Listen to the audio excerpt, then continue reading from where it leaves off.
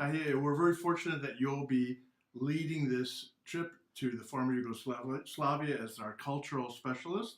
Um, you also have friends and know people in different parts of not only Bosnia, but in other parts of what was formerly the Yugoslavia, the greater Yugoslavia. Can you tell us some of the types of people we might meet through your presence? People who might be able to speak to us and who we can meet and hear from something about their profiles and their backgrounds that will make this trip particularly interesting for someone who is considering why come on this particular trip. Sure.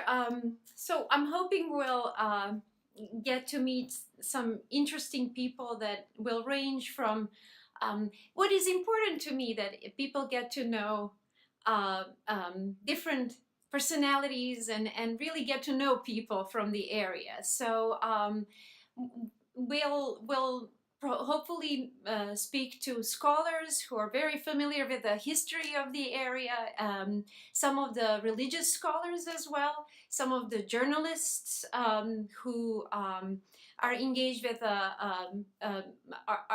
art life, like theater life in the city.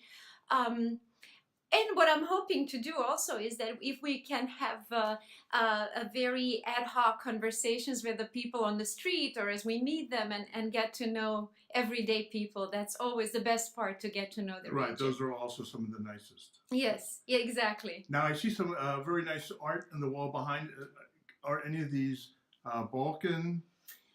So these three are from a Sarajevo artist who is I love his style, which is very whimsical. So he takes Bosnian architecture and kind of adds a little bit of his own flavor to it, and he has a interesting story too. So I always try to get to know person behind the art, and I got to like the art and like the artist and his background as well. Well, this all goes towards making this trip particularly interesting. And just one, I know many Americans know of Yugoslavia and the breakup of it from the 90s when there was the war. Is this a subject that people should refrain from bringing up, or what is the healing process Sure. now, and how candid should people be if they want to ask a question? I think there is a lot of sensitivity still, and I think it will remain.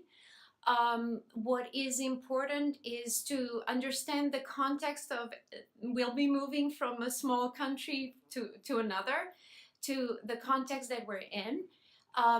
We'll meet people from with different political backgrounds and opinions and different narratives. Everybody has either their own individual narrative or the state narrative. So what's important is to frame questions with care and listen carefully. Listening is, I think, what is going to help with bringing the conversation and learning a lot. So. Well, that's very helpful with Iconic Journeys Worldwide. Really, the point of so many of our programs is to understand people and to bridge cultures. And I think everyone who would join this would understand that being sensitive and also respectful is the way to really learn and appreciate everyone we meet.